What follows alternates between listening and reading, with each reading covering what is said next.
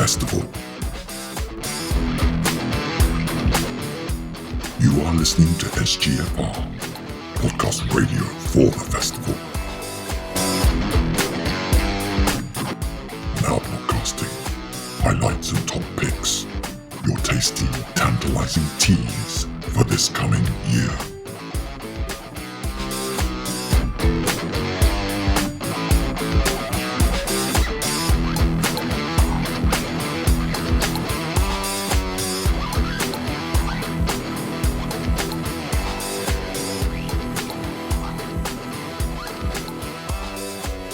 Welcome to this session of interviews. It's great to have everybody in the interview suite. It was really nice of Simon to splash out and get us all this cheap furniture to put in here. But we can talk to Daryl. Okay, so I am Daryl. My connection with the festival is slightly indirect. I actually went to school with Simon way back, back when we were all in short trousers. But we don't. Daryl, you don't look that old. That's because I forgot my hair. Oh, yeah. It's the fake tan. Yeah, well, what actually happened was we were in school in the second year of secondary school, and we just started a games club for us, myself and three friends, and Simon and another friend of his who were in the year below came along and joined us. And so I've known him ever since then. We've obviously had a wide variety of experience of games over the years.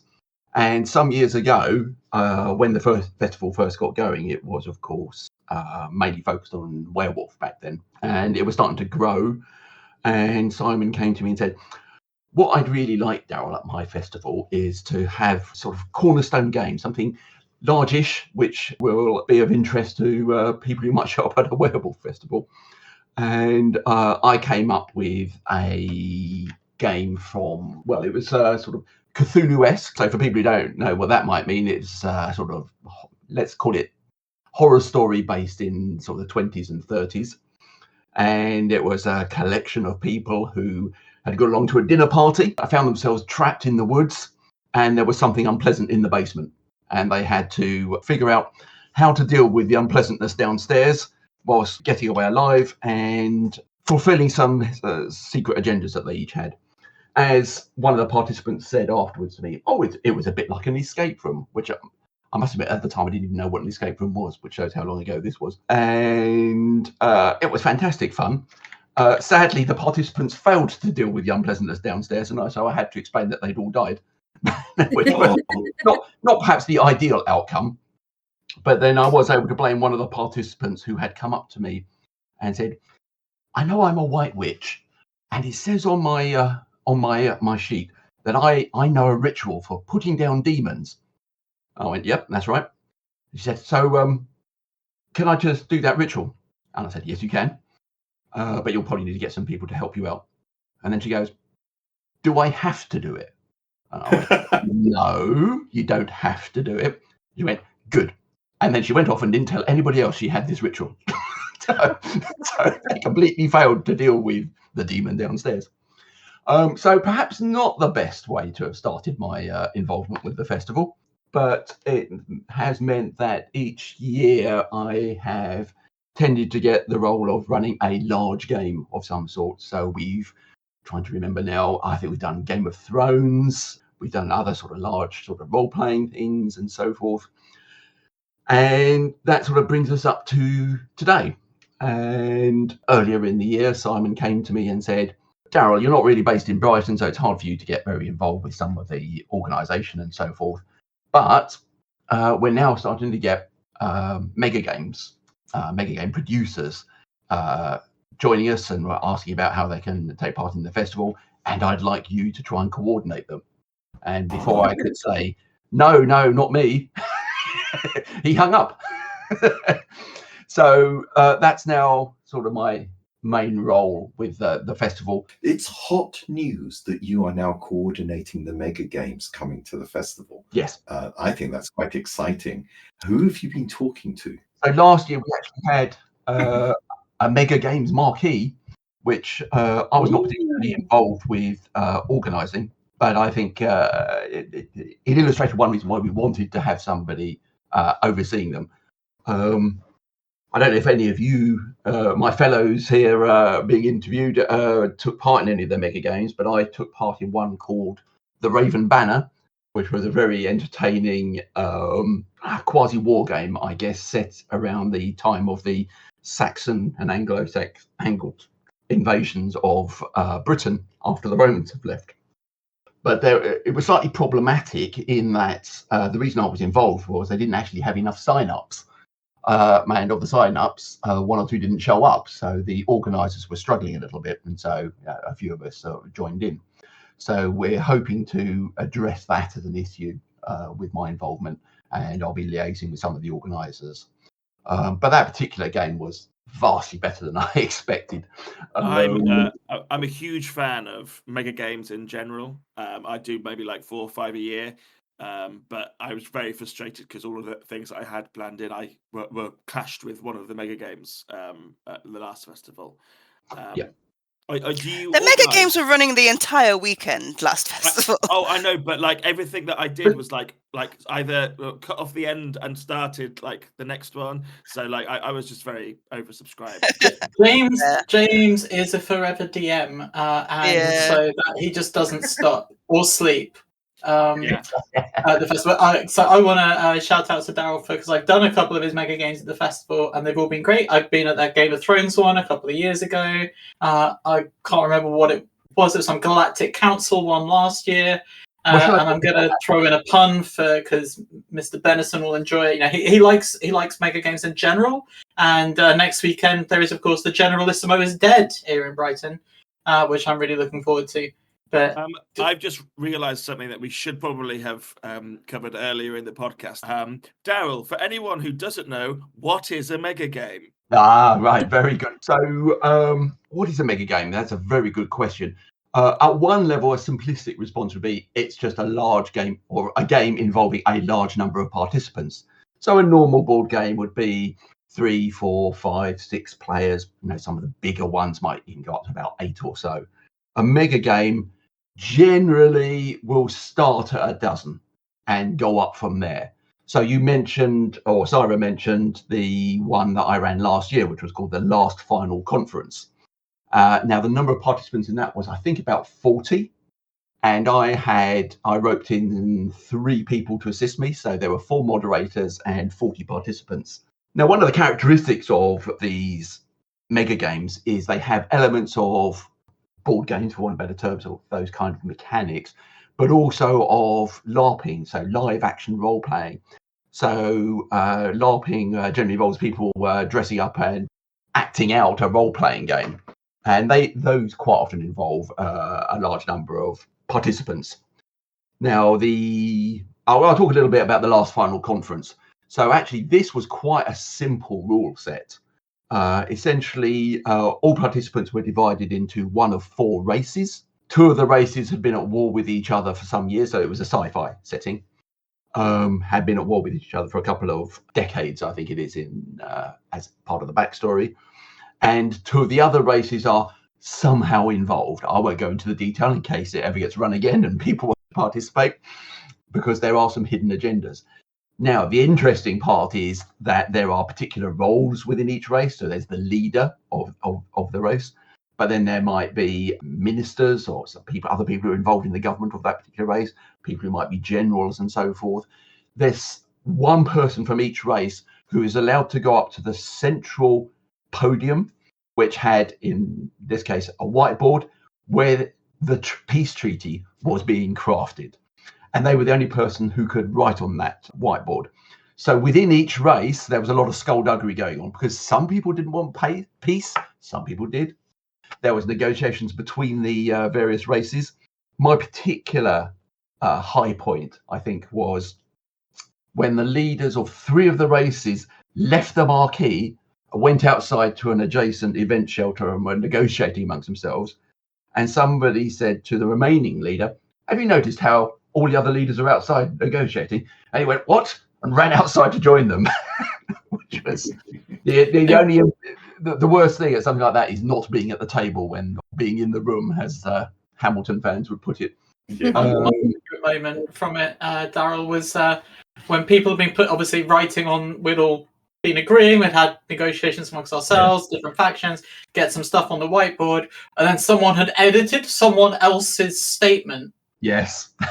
And then no one would own up to that. And then so I think it was my faction. We're being told, "Why have you written this?" And we're like, "That's not what we wrote. Look, the handwriting's changed halfway through." I mean, in the penultimate round, Yeah. one of the people at the main table, I think they misheard what their instruction was, and they wiped the whole board clean. That was my faction. Yeah, she totally misheard. We said no. I literally wrote her a thing out on a piece of paper, gave her a piece of paper, and was like, "Write this." I think she had some sort of hidden agenda, and so she claimed to have misheard. So yeah, we never quite got to the bottom of whether that was her deliberate. So, speaking generally, mega games, I think almost anybody can participate in a mega game. If you're into role playing, that's great. If you are into board games, there's usually some aspects of a mega game which will cater to that. Many people, particularly, here in Britain, where we can be a bit reticent, or where you're like, oh, do I have to talk to other people? And yes, you get out of it what you put into it, but actually, they're just other people there to enjoy themselves. And again, as a moderator, one of the really enjoyable things is the kind of emergent properties or the emergent things that are going on that just arise from the players interacting with each other. Almost every mega game I've ever run has had things take place which were not accounted for in the rule book. Yeah, I 100% like so all the ones that I've played, I bring people along and introduce them to it, and there's a lot of rules to kind of give you a very firm basis of like what the ideas of things you can do, and there's a lot of different areas. Like in my head, there's like 3 or 4 different board games happening that all kind of tie in together. And so you could be like in a political kind of game, or like on a map-based game, or like a resource management type thing. But my lovely girlfriend who did it for the first time was shocked because she was on a map, and then turned out someone else had put like a nuclear bomb underneath our city, and she was like, "That wasn't in the rules." And I was like, "Oh yeah, you don't have to follow the rules." I mean, you do have to follow the rules, but if you have any idea outside of that, and it's an interesting story, and you can think of what the effect it will have on the game, and explain that to one of the moderators or the controls, then 9 times out of 10 they'll be like, "Yeah, that sounds fun. Let's do that." As long as you justify it. Now, as often happens in these games festivals, we've got a lot of people coming along who like to play games. For those who don't know, Daryl, please tell us, what are the win conditions of a mega game? That's interesting. It depends a lot on the particular mega game. So I'll circle back to that question if I may, Andy. I'd just like to explain something else. A good mega game has several different things going on. Now, I get brought in to moderate some mega games, usually because there's something analytical and or rules based going on. So I'm quite often given the conflict, the map, things like that to moderate, because what can I say? I'm an accountant. I like to follow the rules, and I like to make other people follow the rules. Now, I've moderated alongside Simon and Kieran, who's not here, and a few others. They tend to be coming at it from, I would say, more of a role-playing aspect and making sure that something interesting and enjoyable is going on.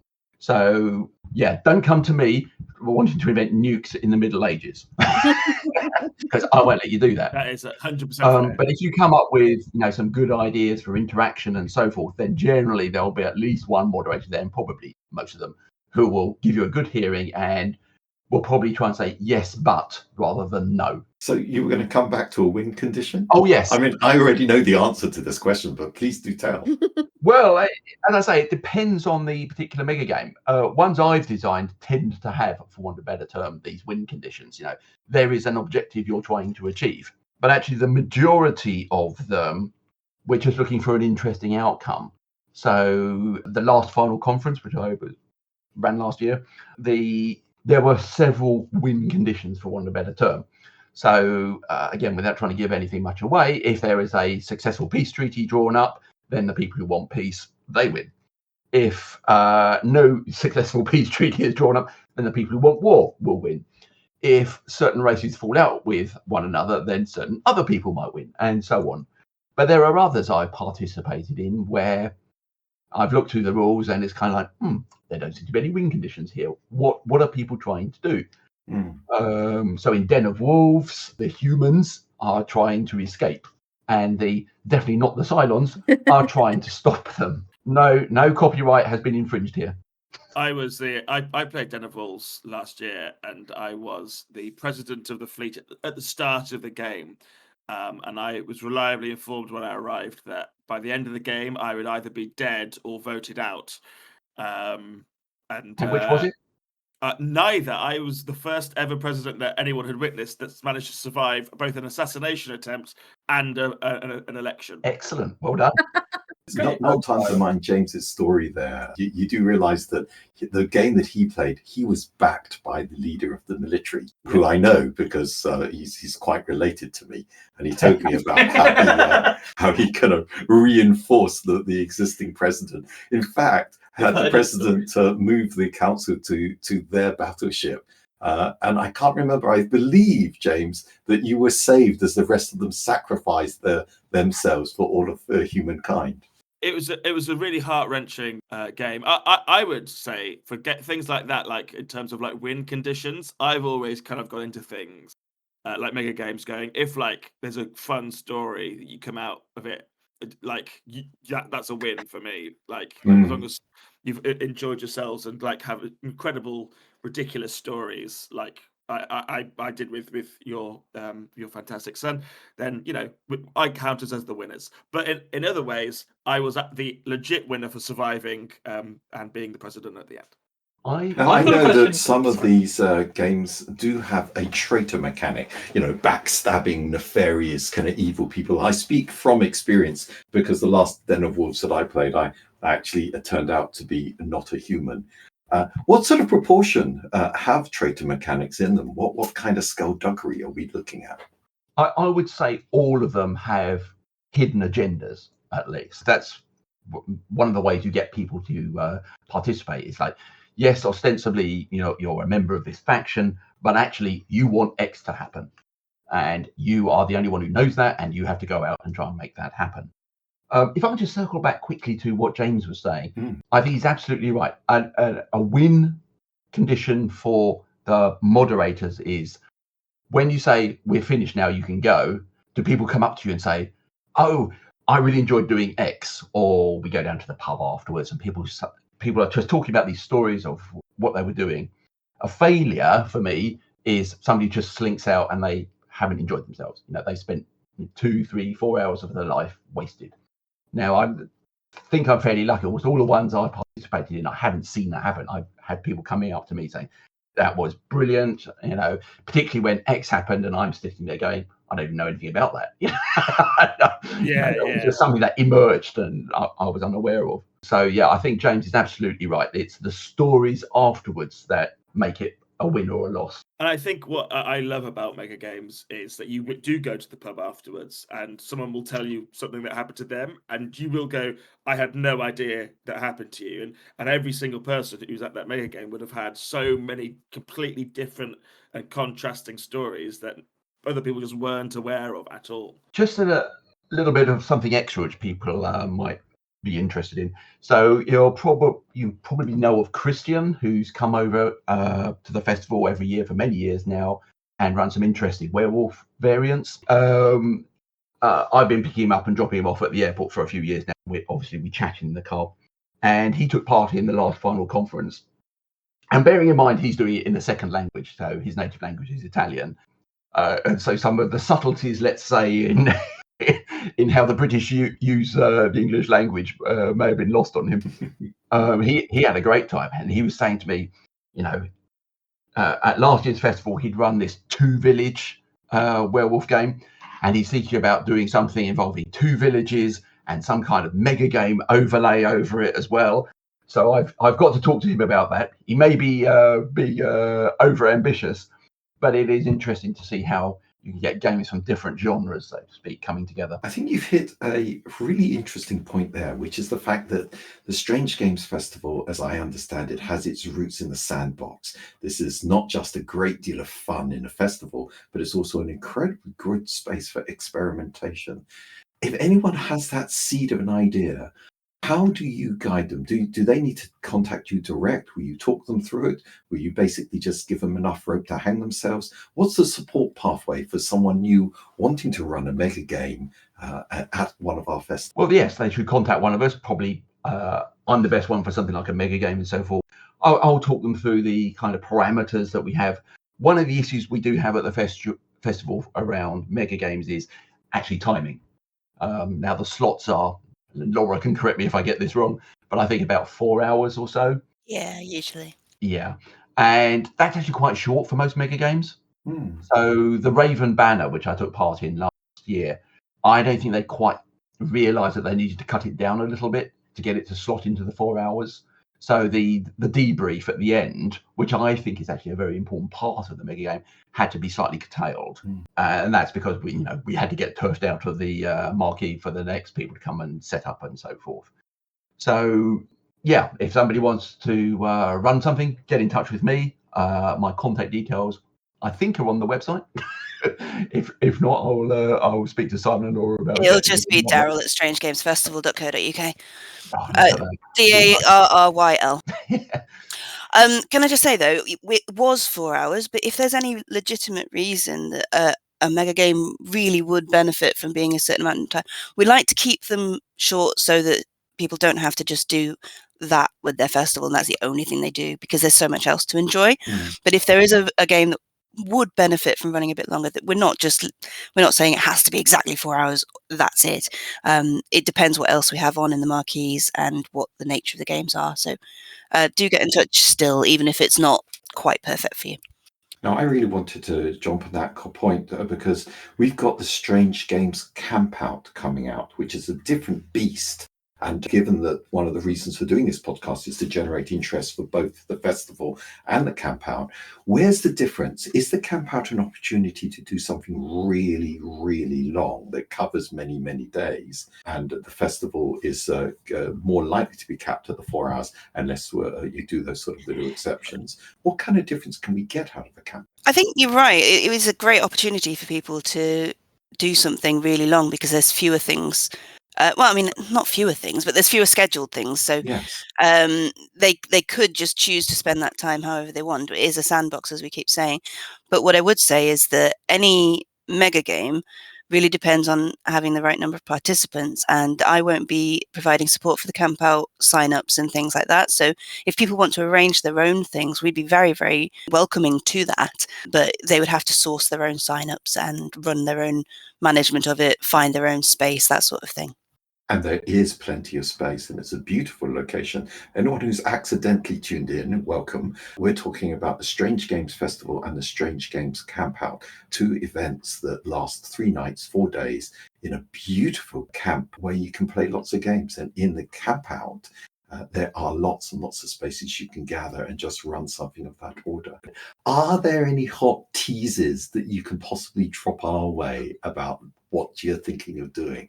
You don't have to do them, but teasers do. I've had one that I've wanted to run for a long time called Archangels, which is set in before the universe has begun, and the players are surprise, surprise, Archangels, deciding how the universe and the Earth and humanity will be constructed. I've been slightly wary about it because obviously it's touching on religious themes and so forth, which not everybody would be comfortable with. But it's a very different take on gaming. It has all the usual elements of mega games. There's a need to cooperate. So 3 archangels have to get together to decide on each aspect that is being constructed.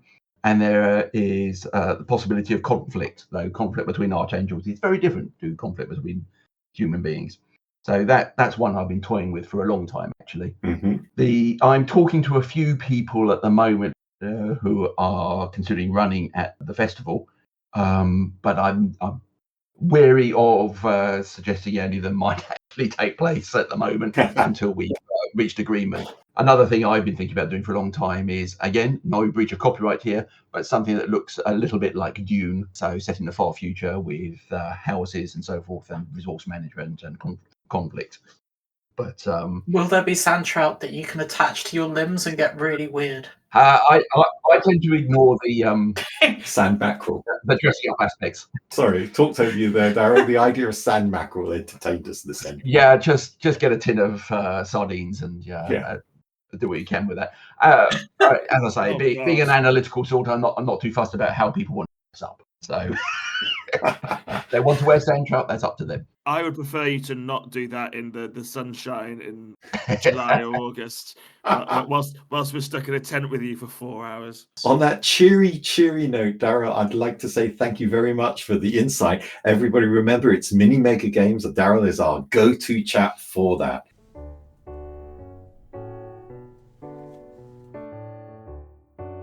You've been listening to SGFR, the podcast radio channel for the Strange Games Festival. This season's hosts have been James, Laura, Andy and Craig. And if you'd like to come on the show, message us on the festival radio channel on the Strange Games Festival Discord server.